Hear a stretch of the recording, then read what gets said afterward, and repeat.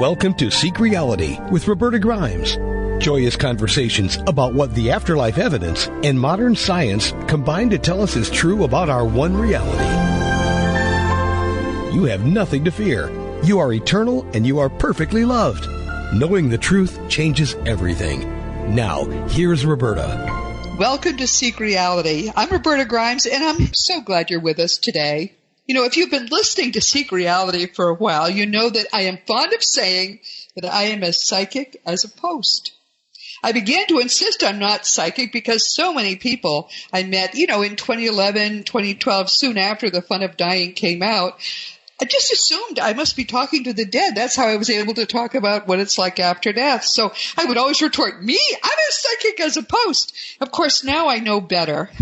When my wonderful primary spirit guide, Thomas, came out to me in 2015, and he did it just so he could talk me into writing Liberating Jesus. When he did that, I was initiated into a whole new wonderful level of understanding. Of course, I had learned all about spirit guides the same way I learn about death and the afterlife, the same way I learn really just about everything. But now there I was, having an active relationship with the same being who had quite literally made just about every big decision of my life. And we might talk about that a little today. Thomas had been working within me so comfortably that there had been just a couple of times when I even had a glimmer that I wasn't the one making these decisions. It was sort of like, what? Why did I just decide to do that? But then I would know, all right, I have to do it, and I would do it. Oh, I was so clueless then. But soon then I realized, not long after he came out to me, that not only am I psychic, after all, in my own clumsy way, but I came to realize that probably everybody is psychic. All of us are working with guides so closely that our guides might even take the lead as we are making our biggest decisions, to keep us on track with our life plans. That's very important, and that's part of their responsibility. So sometimes they do that, but most of us don't even know that we're choosing to do this or that or this career or whatever, this particular person to marry. We don't realize we're making those decisions with the help of this wonderful person, not now in body, who has devoted his or her life to helping us do this well. Or, is that really true? After all, how does this work? Thanks to Thomas, I've become very interested in this intense mental relationship we all are having with our spirit guides. I'm coming to suspect that maybe being psychic is such a central part of being human, and I've asked a friend, therefore, today, who is a prominent medium and also teaches psychic development, to join us and to talk about how we all can become better developed psychics. Carolyn Molnar is with us for the second time. She has more than 30 years of experience as a psychic medium, serving clients worldwide. She even says in China, all over the world. She also teaches classes in mediumship and psychic development, and she assures me that this is a natural skill, at least to some extent. I'm starting to believe that now. I'm starting to believe. I was in my 60s before I stopped saying I was as psychic as a post. I'm starting to believe maybe there's a whole new world here to explore. So I'm so glad Carolyn is with us to help. Welcome, Carolyn. It's so good to have you with us again. Oh, thank you for having me. I love your story. That's amazing. That is fantastic. I'm sure you can tell even better ones, but it is. I suppose it didn't matter until he suddenly needed to talk to me. It didn't matter. I had no idea what I was doing, and I'm excited to talk to you about this because I have a sense there's a whole lot that we really don't know about this is a whole area of being human we aren't even aware of. That's true. That's so true. Yeah. But can you first tell us a little bit about, because people are, some people may not have heard our interview, which was about 6 months ago, I think. So could you just tell us a little bit about your own history again so people know who they're talking with? Oh, for sure. Well, looking back, I've been psychic and mediumistic for a good part of it, but psychic since birth. I remember my mother saying, well, what do you get on this, Carolyn? And I'd tell her, and she'd say, oh, you can't be saying that. And I'd say, if you don't want to know, don't ask. I mean, this is a 5-year-old. You were pretty cheeky when you were 5, weren't you? Oh, definitely. I was known as a know-it-all. And you know what? I really did know. And it was coming from a source that was so natural, I thought it was me. Yes. And then fast forward it to, I think I was around age 20. And I had a horrific message with a very well-known medium who used to work with the police, and it was so bad. I called my father and said, "Dad, help me. This is what's happened." And he said, "Oh, I'll take you to my psychic." I went, "What? My psychic? You have a psychic?" So anyways, he introduced me, and she trained me for 20 years. And she and I were together over the phone, in person. It was just like I came home, and she was just the most amazing medium, so patient with me. I remember my very first reading with her. It was all cartoons, and it was something I could manage because, you know, when you're a beginner, Spirit likes to give it to you in a way that's kind and benevolent. So, long story short, 20 years of her training. She passed into Spirit in 2001, and I have devoted my work to her. She gave me so much hope, and so I wanted to pass that on to the people I met. So I'm now teaching, as you said, psychic development and mediumship, and I also do sessions as well. And I'm, now with everything as it is, I have to tell people, when you have a session over the internet, like on Skype or Zoom, it's almost like I'm in your living room. It doesn't matter how far away you are. All I need is the sound of your voice. Wow. It can happen over the phone too. Yeah, it's the voice vibration that Spirit hears. It's like a thumbprint, and they go, "Oh, okay, they're connected. Let's talk." Isn't that great? Yeah, they transcend time and space, like we're very linear in our thinking, but not Spirit. Right. They can accommodate. Yeah. Because where they are, there is no time. We've talked about that on Seek Reality. People, even though it makes our heads explode to think about it, we've talked I know. about it. It's true, exactly. Strange as it is. So good. So, let's talk a little bit then about psychic abilities. You say you've always had them, and they felt natural to you. So you really don't know what it would be like to be like me and think I didn't have any psychic abilities, right? Honest to goodness, it is with me my entire life that I don't know what I would do without it, Roberta. That's the thing. Oh, dear. And it's that still small voice in your head that just gives you the right information, or the picture that you see that reminds you of someone and you act on it. That's psychic stuff. It's like they use all five senses to get the information to you. So we just have to wake up and see what these signs are, and then we realize how psychic we are, because we are actually antenna picking up information from the spirit world, but we just think it's us, I think that's a very good explanation, actually, because I realize now that he was like an undifferentiated voice in my mind that I thought was me, I mean, there were twice he jumped in and made sure I made the right decision. When I was choosing my college major, I had all kinds of interesting ideas, but I knew I had to major in early Christian history. So there I am standing in the office about to choose it. I'm thinking, wait a minute. That's a stupid major. What would I ever do with it? And I was thinking, I have to come up. But immediately then there was this peace in my mind, and this, it was almost like a voice said, no, that's your major. So I went ahead and chose it. Voila. That was him. It was clearly him. Yep. And then the other time, this I swear is true, although I find it hard to believe, but I remember it quite well. When I was, just out of college, I went to a mixer, very dark room, and I walked into the room, and there was a man sitting there among a ton of people, and that one particular man had a halo of light around his entire body. So I walked up to him and started talking to him, and we'd been married for more than 40 years. And you know what? I knew you were going to say that. Steve, you're psychic. You must be psychic. I hope so. but that, clearly he knew I was such an airhead. I wouldn't choose the right guy.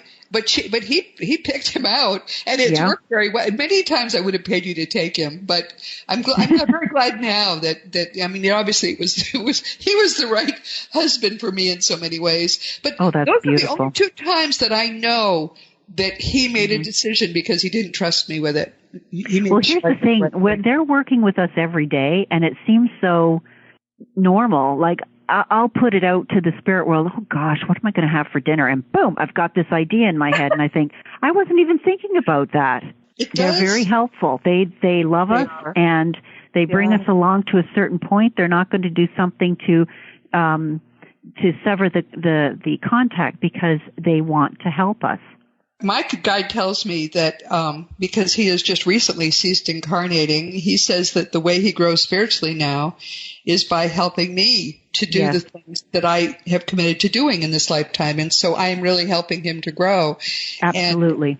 And I can't grasp how that works. And it came to me so late in life as a concept that I'm not devoting a lot of time or thought to it, but I have come to so much rely on having my friend there all the time.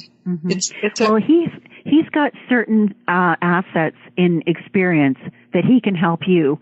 And in turn, you've got certain assets that he is needing to learn, so you will teach him. Doesn't matter whether you have a physical body or you're in the spirit world. It's a learning experience anywhere you are.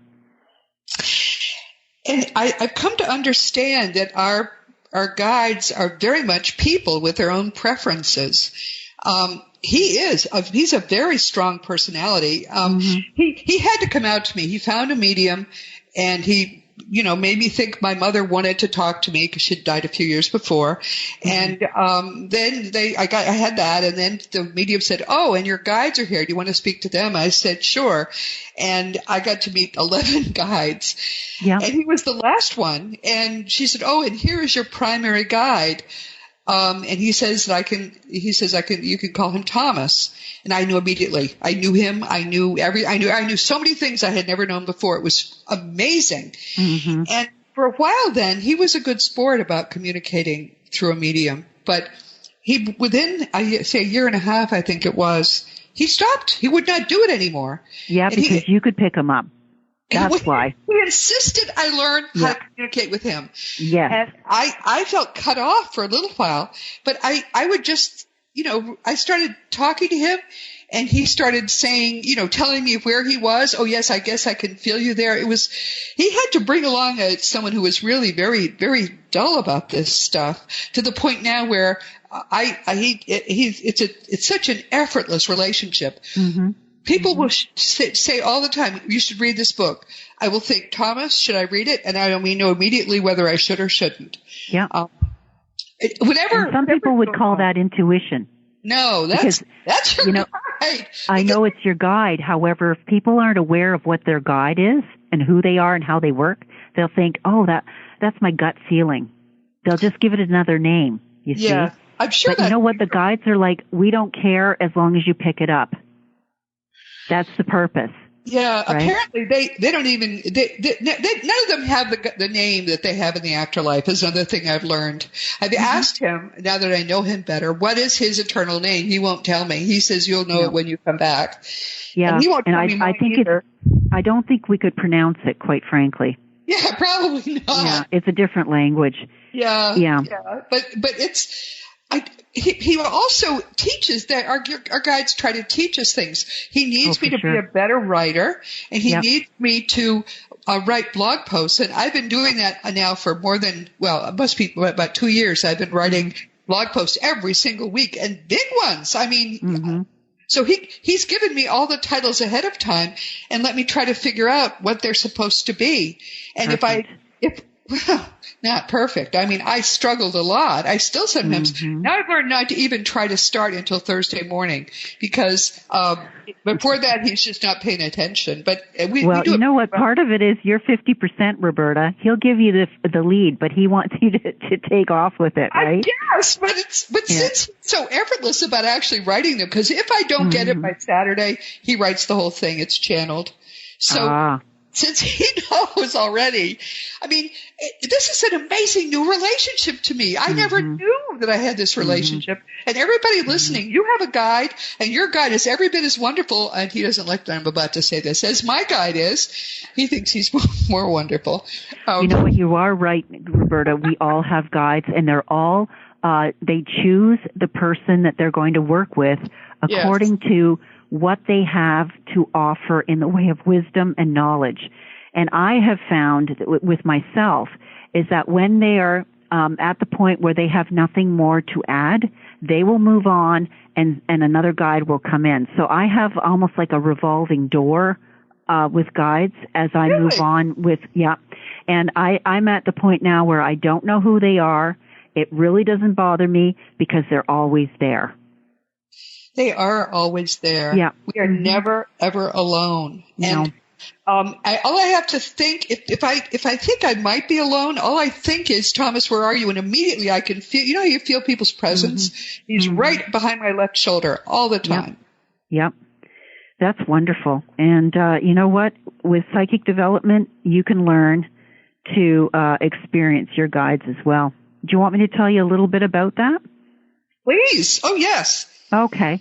So when I teach people, I want them to learn the psychic part of the business before mediumship because it's so much easier to work with your guides. I call them guides and angels. I actually call them hey guys, and then they know I need them.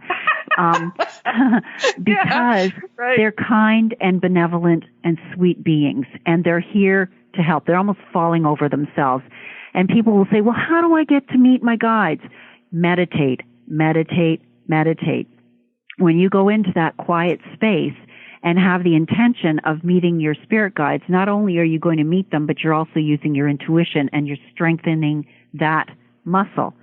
So, and with every class that I have, there's always a component of meditation. Prayer first to set the intention, and then meditate with the intention of meeting your guides. What are the messages? You know, what are they wanting to talk to you about? And now a lot of my students, they're already there. They can get the messages without having to be in class because they meditate. Yeah. But I will say this about class. It is not a workshop and it is not a 6-week program. A lot of people fall into that category. Well, we want it fast, we want it quick, and it doesn't work that way. It's a lifelong process. So my classes go over a series of months. And then if people want to take a workshop, it's like a refresher.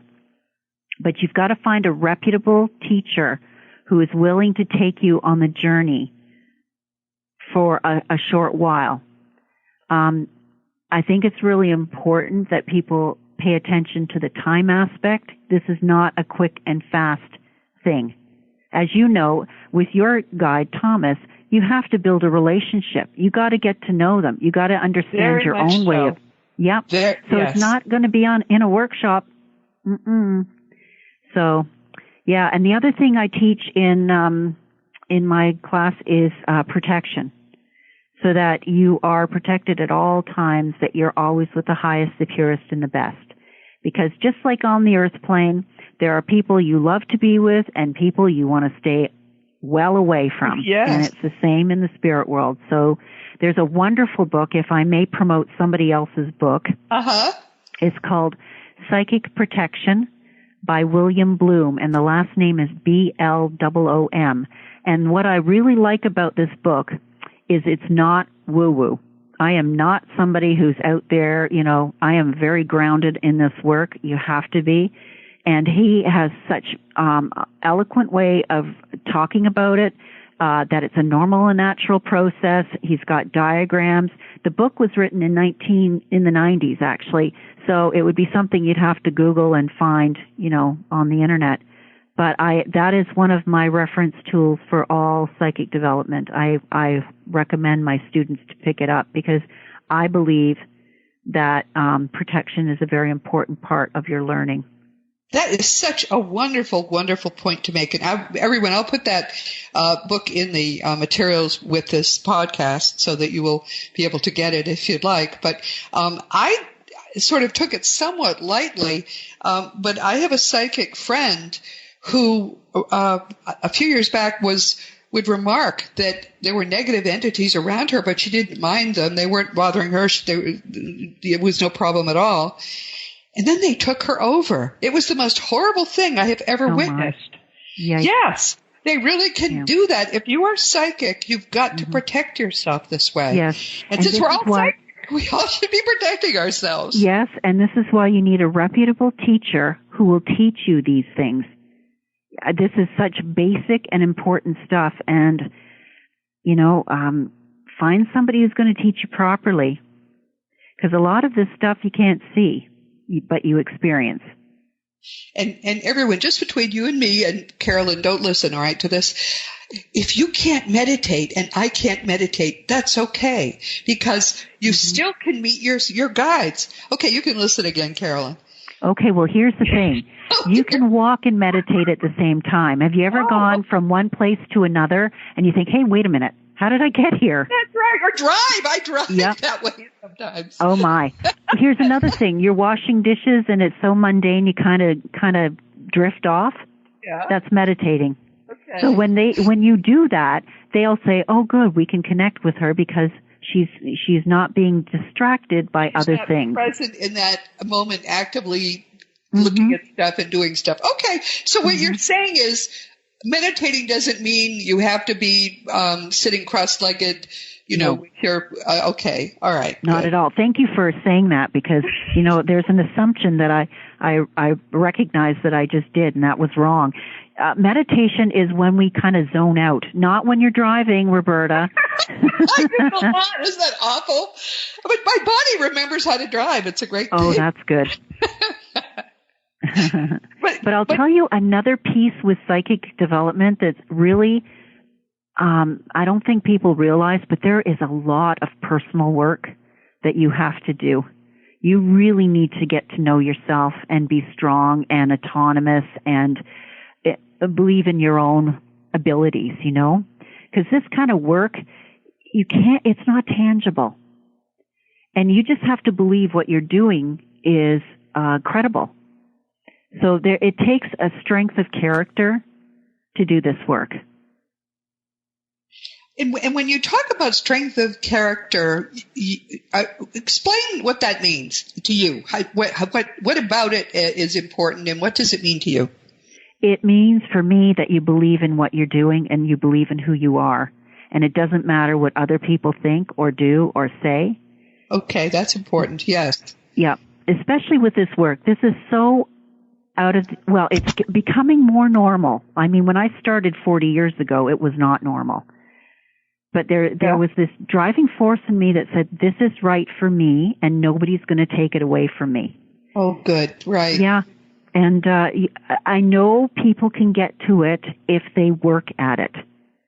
And I've had quite a journey of finding out who I am and what I am. I mean, when I was 5 years old, I knew it. Nobody was going to get in my way. But then life gets in the way, right? And you're pulled here, you're pulled there, and you take on the social mores of the time or the belief systems of your family, and then you come to a place where, wait a minute, this is not working for me. Who am I? Yes. And that's the journey. Yeah. That is integral. A really, really, really good psychic medium will have had that piece as part of their journey with their psychic and mediumship development. And it may not even be a formal thing, but you will be tested. And it's how you come out of the test. And it's not a negative, horrible thing. It's more about strengthening your character. And that's what it's about. But you have to be very honest, too, right? Oh, my goodness, yes. Let me say this. If you're not honest, you might as well just give it up right now. Because you know what? Your guides don't want to work with somebody who isn't honest or has integrity. Yeah, I think I can see that. I've had a lot of readings. Very few of them resonated, really, because I'm a skeptic, and that's a terrible thing to do to any medium. But nonetheless, I can tell when people are. Some people just can't get something, and it's so good when they'll say, I guess I must be having an off day. I don't seem able to quite pick up on something that's going to resonate with you. And when people say that, that's fine with me, because we all have an off day, and this is something that's happening. That's hard. Your mind reading with dead people. Let's think about what this is. So here's the other thing too, Roberta. People think that mediums and psychics are actually in control of the process. Yeah. We're not. Yes. We are the amplifier of those who want to speak. And as, say, for instance, if it's mediumship and your great Uncle Joe, who was just a cruddy old guy who really didn't care much for you, you want him to come through and he decides not to, it certainly tells me about his personality. He hasn't changed a bit. And I can't say a word if he's not going to talk to me, right? No, exactly right. Mm-hmm. No. I mean, and here's another thing too, Roberta. Say, for instance, in a psychic sense, I've had this happen to me quite often. They ask a question, my client asks a question, and I get radio silence. Like, the guides are not speaking to me. And that used to really make me crazy, because I'm thinking, oh my God. But you know what the message is when they do that? I know it is now. They want the person, my client, to figure it out for themselves. They're not going to spoon feed them. And that, because of experience, I've recognized that. But in the beginning, oh my goodness. Yeah. What do you do? That scared me. Right. And who's in charge here? Not me. Not me at all. No, for sure. Yeah. Do you ever get messages that are going to be painful for people, and what do you do then? Yes. I have to couch it in a way that that is deliverable. I just had one today that was really painful, and I won't go into it too much, but it really left the family in a really bad way. And basically, I said, "You need a lawyer." That's what I heard. You need a lawyer. Oh, my word. Mm-hmm. Yep. So those kinds of things. And I said straight out, I said, I don't really like giving these kinds of messages because my messages are about hope. But I think that by giving you this, you'll have hope sooner than if you keep scrambling around. So, yeah. Oh, my word. Yeah. Those are hard. Those are tough. Really tough. Or is that a psychic message? Yeah. Okay. Psychic. What about from dead people? Do you get messages that are hard to deliver? Yeah. And that would be mediumship. So not all psychics are mediums and vice versa. You can be one or the other or both. Yeah. Oh, yes. Especially the ones who have completed suicide and they've come back and they want to apologize, or the ones that have been abusive and they want to come in and apologize, and the family member says, no, you've had your chance, get out of my life. And the reason why these spirit people come in is that it's karmic. They have to atone for their behavior, and they have to ask, well, when they're ready, for forgiveness, and they have to understand if the person here doesn't want to give it, they have to accept that. And that's part of their karma, you see. So it can be pretty awful. Yeah. I had one lady, she called me and she said, I want to have a reading with you, but I don't want to hear from your mother. I said, okay. So 2 weeks later, guess who comes in? Her mother. I totally forgot the phone call, because I don't keep these things in my head. And the mother was kind of... You're supposed to say mom can't come in if she wants to? That's terrible. Yeah. Well, I will dismiss them if the client gets so uncomfortable, because I'm really working for them, right? Right. Yeah, but that's... So, yeah. Yeah, there can be times, let me tell you. Right. Yeah. Well, so do most of the people who come to you for psychic training want to become mediums, or what are the reasons why people would come to you for psychic training? They want to get to know their spirit guides. They want to see life from a different perspective. They may have lost someone, and I will not put them in a mediumship class until they go through the psychic development first, so they can manage spirit people, not spirit guides, when they're ready. I want them to strengthen their psychic muscle for mediumship. So sometimes people come because they've lost a loved one and they want to be able to connect with them. That's really sometimes. Yeah. I found out some of my students, they come from all walks of life. They're incredible. A couple are actual teachers. One's retired. Another one is a graduate of math from one of the Ivy League universities in Canada.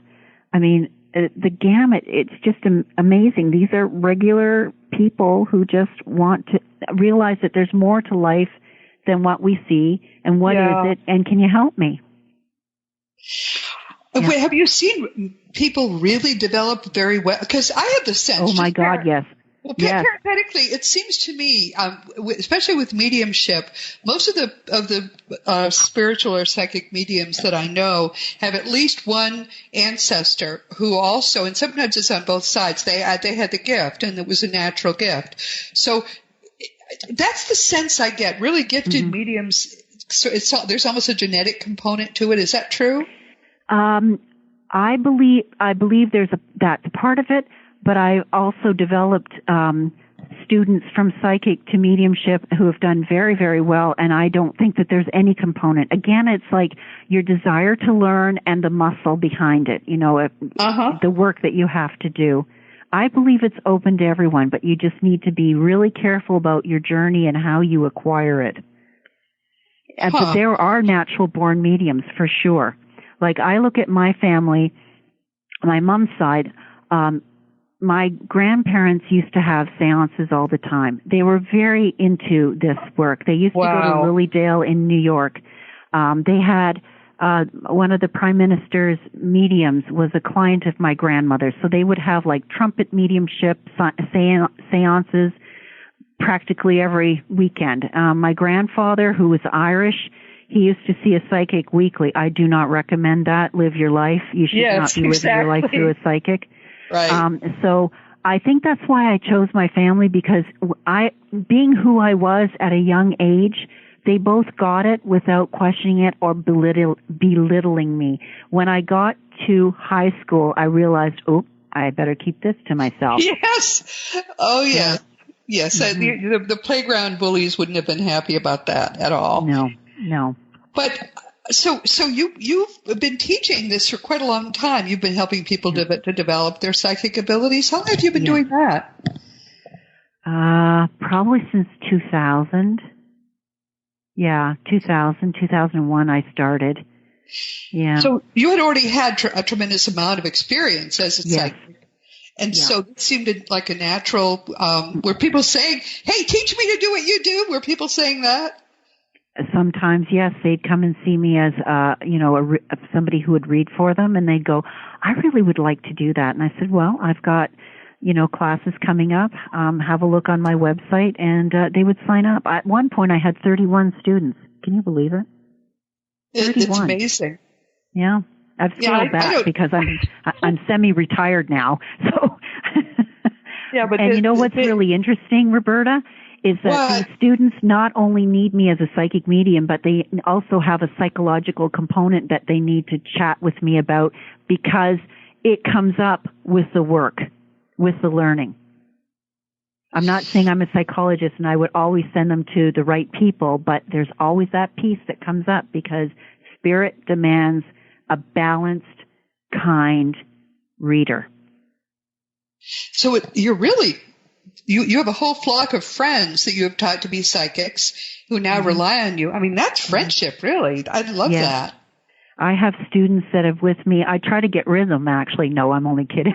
But they say it like we're family. I've got 9 that meet regularly, and it's like we don't know what we would do without this class because it's just like family to us now. And I think that is just tremendous.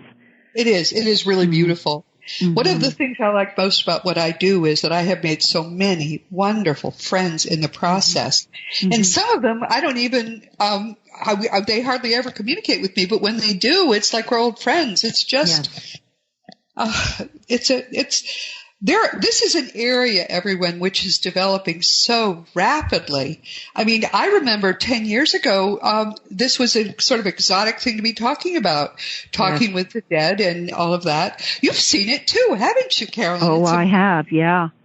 You're no longer a pariah. You're more like seeked out. As a matter of fact, I don't tell very many people in my personal life who aren't my friends know. But I go to the gym and I don't talk about it because I just want to be Carolyn. I don't want people coming up to me saying, "Oh, what are you getting on this?" Yes. No, don't do that. Or I go to the library. I'm just Carolyn, and that's I want to be able to live my life as I would say in quotes, a human. Yes. Yeah. No, I know exactly what you mean. Yeah. because even though I don't have any abilities except apparently to talk to Thomas, and to channel, I had no idea I was channeling books. I now realize every single thing I've ever written, every book has been channeled. I even accept it. I'm a slow student, but I do get it in the end. Just don't give up, Roberta. Just don't give up. No, but the thing is, I first realized this when I wrote My Thomas a long time ago. Thomas used me to channel a book which I thought was a novel, but it was actually an autobiography of his of sort. And then when that was done, I said, okay, I'm going to start writing more books exactly like that one, which was a historical, account. And so I did the research. I sat down with my hands on the keys of my computer, and I sat like that for 2 months every morning, and I could not complete a sentence. So that was my lesson from him, that I could not do anything like that without his help. And so now I don't even try. I just say, what are you writing today, Tom? And that's all I do. I had the same type of experience in that I was at Lilydale, and there were about 40 students in the class. And the teacher said, who's the one with most experience? And my hand shot up. I should have kept my hand down. And who's got the least experience? And he said, well, this is the first time I've ever done this. And it's like a workshop. I'm saying, oh, my gosh. He gave the most eloquent reading ever. It was perfect. I got nothing. Oh, isn't that funny? Aren't they? It was horrid. I left that class. I was walking up and down the roads in Lilydale. I said, how could you do, I was ranting with them. How could you do this to me? I am so embarrassed, blah, blah, blah, blah, blah. And there was a silent voice that said, without us, you're nothing. And it totally put me in my place. There was no more ego after that. Oh, my goodness. He has done that with me completely. I mean, he demanded that he wanted to go back internal. He's very uncomfortable about being public at all. And that's him. And I guess I can't change that. I would love it if I could, get more direct communication from him and share it with the world. But I can't do that. He doesn't. He's who he is. And that's his role. He's working with you exclusively is what I'm hearing. And by the way, you are writing about your past lives. Did you know that? No. Thanks, Thomas.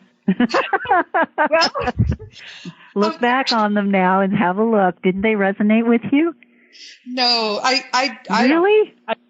No, because I don't really understand what I'm doing, even when I'm doing it, and that's an embarrassing thing to be saying to a lot of people. But none of this has been what I thought I was going to do with my life. None of it, even day after. I love what I do. I love this. But I don't pretend to have any idea what I'm doing or what's even going to happen next.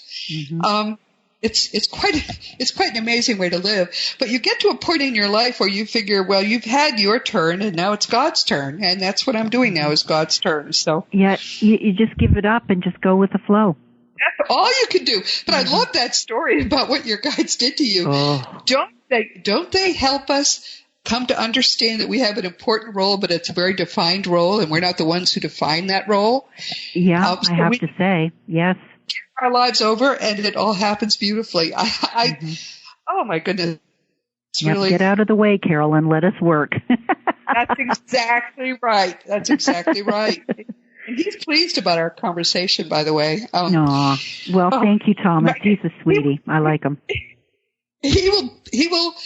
He will never say or do anything that I want him to say or do. But on the other hand, randomly, he'll laugh and I will be very aware that something amuses him. More and more now, he's not disappointed in me. It used to be almost every day I would know I had fallen short in one way or another, but now he seems to be much more comfortable. He believes that the things that we're working on are unfolding as they should. Yes. And there are a lot of people all over the world who are working on the raising of the consciousness vibrations of this planet. And when I first met Thomas 5 years ago, he thought we didn't have a shot in Hades to get it done. He was really pretty distressed and anxious. Well, and he doesn't like me using that word, but he was bothered by it. But he's more and more comfortable now that it really, all the people working on this are going to come together and it's going to get done. So, well, you know what, without dating what's going on right now, but because of what we're going through right now as a planet, this is all part of this, raising the consciousness. We're going from a me mentality to a we mentality, and we're recognizing that we are interconnected. Something that can happen on the other side of the planet can affect us. We should talk about what's going on now, because you could be listening to us 5 years from now, but this is the spring of 2020, and we are in coronavirus hell at the moment, and not sure. Now, Carolyn is in Canada, and so the first thing I said to her was, "Is it as bad there as it is here?" She said, "Oh, worse." But that's interesting because a lot of people have asked me, what does this have to do with the raising of the consciousness vibration of the planet? And you're saying quite a bit. Yes, a lot, yeah. And I also have noticed the light workers are holding the energy of the planet. We have good days and we have bad days, and I feel it's like the planet inhaling and exhaling. And with each exhale, the light workers feel it and carry the energy out, you know? Because we're grieving a life we knew and we'll never know again, because we'll always have this in the back of our mind. But I feel very strongly that if we can get out of me to us, that we are all connected and we work for the collective, not just ourselves, that will go a long way for our soul development. And unfortunately... Go ahead. I'm sorry. Finish. I said, unfortunately, the lessons are getting harder. This pandemic is probably the hardest lesson we've ever had. But it's because we're not getting it. That's why the lessons get harder. It's more like, hey, here we are. Yes. Pay attention, people. No, he seems to be feeling quite satisfied now with the progress, which really does surprise me. I think probably a lot of people's guides are beginning to breathe a little sigh of relief. He's saying it's not, we aren't there yet, but we're going in the right direction now, and he's pleased about how we've handled this. I'm glad to say that. Yeah, oh my goodness! We've lost a lot of people, and that's very, very sad. But knowing that there is an afterlife, I feel very strongly. You know, they are in a good place. It's just so sad that we've lost them. But they're lost from here, but they're not lost from there. Exactly. You know, the old saying, the people on the shore waving goodbye to the ship, they're all saying, "Oh, there it goes." And then the people beyond the horizon are saying, "Here it comes, here it comes." Yeah. That's true with each of us individually as we go home. And all of our death dates are pretty much planned, apparently. For the people dying now, this was, and nearly all of them are elderly, apparently, this was a planned exit point. Almost no deaths are accidental, especially deaths from disease. So it's all good. But I think, Carolyn, that what you're doing in helping people get in contact with their guides is a very good thing. To have the discipline of the guide helping you to make the most of your lifetime, work out the plan you and the guide worked out before you were even born. What could be better than that? Nothing. Absolutely that's nothing. The best. Now, I won't say that it was an easy life, because there's a lot of learning. But as my mentor says, it's like you all are walking up a mountain, and there's a whole bunch of people with you. But as you get up further, it's harder to walk. It's a narrower path, and you get to the point where people are falling off. You keep walking. Then there's only room for one person. And you get up to the top of the mountain, you look around, you think, wow, this is beautiful. But you forget about all the stumbles that you made along the way and all the people that you lost because they just couldn't keep up. So I'm saying this is a very wonderful experience, but you earn it. Do you know what I'm saying, Roberta? Yes, totally. But I'm thinking too, as you're saying that, the difference now is going to be that all of those people on their individual journeys are going to be able to stick it much better than they could have before, because more and more, and I can see so many people opening to spirit now that didn't before. That's become a lot of what I teach at this point is how to raise your vibration as rapidly as you can. And we use the teachings of Jesus, which I think are the easiest way to do it. But I never dreamed that was where I was going to go, and I don't know where it's going next. We're having so much fun, Carolyn. It ought to be against the law. I'm sorry. I agree. It really is fun. We've come to the end of our time. I want you to know that I know, see how much fun we have. It always goes very quickly. Carolyn has a terrific book. It's called Compassionate Messenger, True Stories from a Psychic Medium. I mean, if you enjoy her on Seek Reality, you're going to enjoy the book more. It's lovely. And we're going to have her back again in a few months to talk about her older book. And she's working on another one, too. So we'll be talking with Carolyn again. But thank you, dear. And tell us briefly, it's CarolynMolnar.com, CarolynMolnar.com, right? You have other things there, too, for sale, right? Yes, I do. I have the book that you were referring to. It's called It Is Time, Knowledge from the Other Side, and that's actually a channeled book, and that has a story behind it. So wait, there's more. And I have 3 meditation CDs. Oh, I also want to say that I put a free meditation CD on my website under stores, and if you scroll down to the bottom, you'll find it with beach stones, and it's for just trying to alleviate the anxiety of what we're going through right now. It's meditation just to let you breathe and relax. So I invite you to try that one out too. Wow, great. Thank you so much. Thank you, Roberta. Big virtual hug, my dear. We can hug just fine as long as we don't actually get in the same room together. But very soon, everyone, this too shall pass, and we'll be stronger and better than before, as Carolyn just told us. So thank you for being here, and we're going to do this again really soon. I look forward to it. Thank you, Roberta. Everyone, this has been Seek Reality. Please never forget that you are a powerful, eternal being. You never began and you never will end. And when you really get what that means, it's going to change your whole life for the better.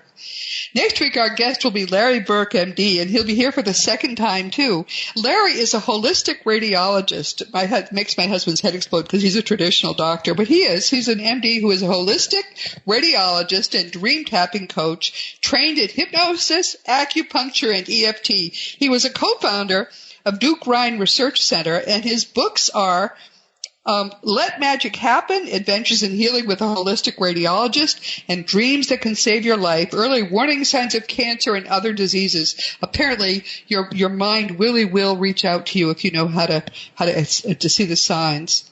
He's been a guest trainer at the wonderful Monroe Institute, we love them, since 2014. These Seek Reality programs are archived, so as we just said, this is actually the spring of, as we speak, the spring of 2020. And one of the things that's happening right now is that we are getting some lessons that are helping us all grow spiritually by quite a bit. And this is an area where Dr. Burke is working quite actively. So we're going to be talking next week about the whole coronavirus issue and what we can do and what he's doing and what's going to happen. So Larry Burke will be with us. And this week we've been talking with my lovely Canadian friend, spiritual medium, or psychic medium. I don't know. Is there a difference, Carolyn? We'll talk about that next time you and I get together. Carolyn Molnar. She also has been here for the second time, and she's been a psychic medium working worldwide for more than 30 years. She also teaches classes in mediumship and in psychic development, and today we've been exploring the fact that all of us really do have latent psychic abilities. And that's something I didn't realize until recently. Her second book, which it was Compassionate Messenger, as I said, True Stories from a Psychic Medium, and I loved it. So it would be a good way, if you were interested in knowing more, to come to better understand the field of psychic mediumship. This is such an important time for all of us to be doing all we can to learn how to work with our spirit guides. I love the fact that that's an area where she specializes. And so just go to CarolynMolnar.com. Everything is there that you need to know more about her and more about what she does. As you know, I have my own nonfiction books. They're all on Amazon. Just look me up and there they are. And there'll be a new one out in 2020, but it's still delayed. Thomas still doesn't want it to come out quite yet. It's called The Fun of Loving Jesus, Embracing the Christianity that Jesus Taught. He has his own schedule. He doesn't tell me what it is. So it'll be out soon, though, he says. You can order all these books through bookstores or on Amazon, and the adult books, of course, are also available as audiobooks. Please know that whenever you want to talk to me, all you have to do is go to the green contact block on robertagrimes.com. I answer every email. Just please be sure to give me your correct email address. And meanwhile, this has been Seek Reality with Roberta Grimes. Please enjoy, please make the most of this coming week in our one reality, knowing that you, in particular, you are a powerful, eternal being, and you, most of all in the universe, you are infinitely, infinitely loved. You've been listening to Seek Reality with Roberta Grimes. Roberta blogs and answers questions at robertagrimes.com. Join us every week as we explore what the afterlife evidence and modern science combine to tell us is true about the one reality we all share. Knowing the truth changes everything.